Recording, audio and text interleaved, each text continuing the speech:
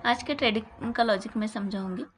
तो यहाँ पे क्या हुआ, आज जैसे मार्केट गैप अप ओपन हुआ तो मुझे ऐसे लगा कि कल जो था अपने चैनल के ऊपर मार्केट ने क्लोजिंग दिया था, तो मुझे ऐसे लग रहा था कि यहाँ पे मार्केट एटलीस्ट नीचे आएगा और 600 के लेवल से सपोर्ट लेगा। तो यहाँ पे अपना ये जो था ओआई का डेटा अगर देखोगे तो 600 के लेवल पे जब मैंने एंट्री लेना, उस टाइम पे डेटा थोड़ा सा रेजिस्टेंस था बट सपोर्ट भी बिल्ड हो रहा था। तो मुझे ऐसे लग रहा था यहाँ पे हैमर जो बनी ना, उसकी वजह से ऐसे लग रहा था कि यहाँ से मार्केट जो है ये थोड़ा सा 680 तक ट्राई कर सकता है करके। तो 680 तक अगर ट्राई करेगा तो मेरा मतलब डीप आईटीएम था, तो मुझे यहाँ से लग रहा था कि मेरा जो टारगेट है ये अचीव हो सकता है। तो यहाँ पे देखोगे तो 74 का सपोर्ट था और 82 का रेजिस्टेंस था, और 74 का जहाँ पे सपोर्ट था ना, वहाँ पे डेटा जो है वो धीरे धीरे बिल्ड होना शुरू हुआ था। तो मुझे यहाँ पे ऐसे लग रहा था कि यहाँ से डेटा जो है ये थोड़ा सा सपोर्ट बढ़ेगा। पर यहाँ पे क्या हुआ ना, जैसे मैंने हैमर के इस पे एंट्री ली, हैमर के कंफर्मेशन के बाद, तो थोड़ा सा मार्केट ऑर्डर मेरी प्लेस हो गई। तो मार्केट ऑर्डर प्लेस होने का एक थोड़ा सा धन में एक इशू ऐसे होता है ना कि स्लिपेज बहुत ज़्यादा होता है। तो कभी कभी स्लिपेज की वजह से एक दो पॉइंट्स भी थोड़ा सा इधर उधर हो गया ना, तो फिर प्रॉब्लम हो जाता है। टारगेट मतलब एसएल जो है हमारा, एसएल जल्दी आ जाता है।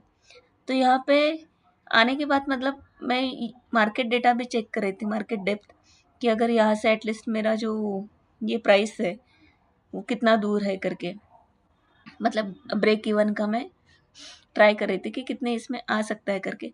पर ये जो कैंडल बन रही थी ना, ये कैंडल मुझे थोड़ा सा मतलब प्रीमियम के साइड पे अगर देखोगे ना, तो प्रीमियम के साइड पे थोड़ा सा अच्छा कैंडल बन रहा था। बट निफ्टी के साइड पे जो रेड कैंडल बन रही थी उससे थोड़ा सा डर लग रहा था।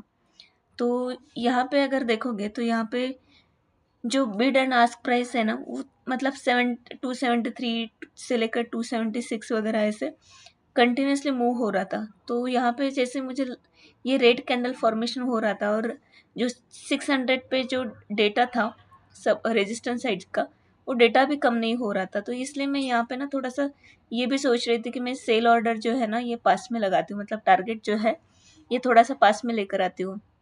बट जैसे यहाँ पे निफ्टी पे अगर देखोगे तो निफ्टी पे ये जो थर्ड कैंडल बने थे ना हैमर के बाद, मतलब डोजी कैंडल, तो ये डोजी कैंडल का जैसे लो तोड़ने के लिए आ रहा था, तो मुझे यहाँ पे लग रहा था कि अभी मेरा मतलब एसएल जाने का चांस बहुत जल्दी आएगा। इससे अच्छा मैं एक तो ऑर्डर क्लोज कर देती हूँ तो कम एसएल जाएगा। पर दिमाग में मतलब ऐसे भी आ रहा था कि सपोर्ट पे है तो शायद से मतलब बिना एसएल कट हुए अगर जाता है ऊपर तो बाद में बुरा भी नहीं लगना चाहिए। इसलिए मैंने बाद में सोचा कि चलो मैं जितना मेरा एसएल है उतना अ, देने के लिए रेडी हूँ, जो होगा देखा जाएगा। एटलीस्ट जो डिसिप्लिन है वो डिसिप्लिन तो भी इंटैक्ट रहेगी करके।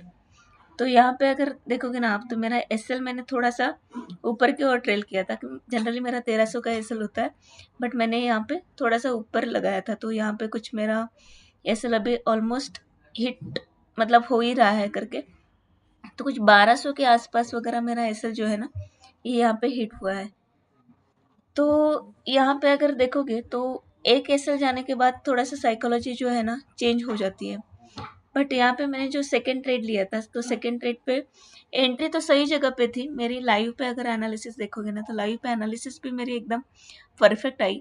बट यहाँ पे फर्स्ट ट्रेड में अगर पूरा एसएल देते हो ना, तो उस टाइम पे साइकोलॉजी ऐसी बनती है कि सेकेंड एसएल में थोड़ा सा भी मार्केट अगर रिवर्स आता है ना, तो उस टाइम पे पूरा एसएल देने की इच्छा नहीं होती, क्योंकि ऑलरेडी एक एसएल पूरा जा चुका होता है।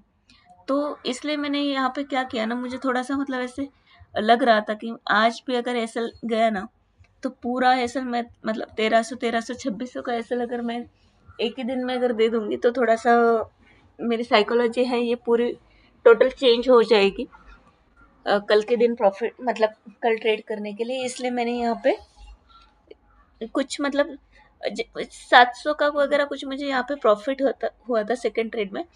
पर मैं अगर 1300 का एसएल के साथ अगर मतलब जाती थी, तो मेरा 1300 का एसएल बिना हिट किए हुए मुझे आराम से 50-60 पॉइंट्स यहाँ पे मिल जाते थे। क्योंकि लाइव में अगर देखोगे ना, तो लाइव में मेरा पूरा एनालिसिस एकदम परफेक्ट आया है। बट यहाँ पे जो साइकोलॉजी है, मतलब एनालिसिस सर अगर चाहे सही भी आए ना तो भी एग्जीक्यूशन जो है ना, एग्जीक्यूशन प्रॉपर जगह पे होना चाहिए। और दूसरी चीज़, एग्जीक्यूशन प्रॉपर जगह पे हुआ तो भी जो मतलब एसएल अगर एक बार चला जाता है तो सेकेंड टाइम पे फिर पूरा एसएल देने का जो डर रहता है ना, उसकी वजह से साइकोलॉजी बिगड़ जाती है। नहीं तो फिर यहाँ पे मेरा अगर टारगेट हिट हो जाता सेकंड, तो शायद मतलब मोमेंटम के साथ अगर टारगेट दिया होता ना मार्केट ने, तो यहाँ पे फिर मतलब ऑब्वियसली अच्छा होता था।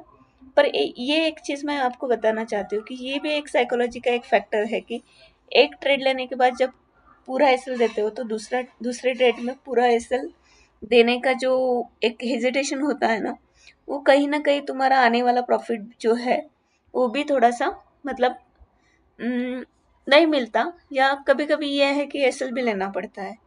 तो ये सब चीज़ें हैं, आप इस चीज़ पे मतलब कैसे रिएक्ट करते? क्या एसएल मुझे मतलब पूरा सेकंड ट्रेड में भी पूरा एसएल तक होल्ड करना चाहिए था, या मैंने मतलब 200 रुपये सिर्फ निकाल के अच्छा किया?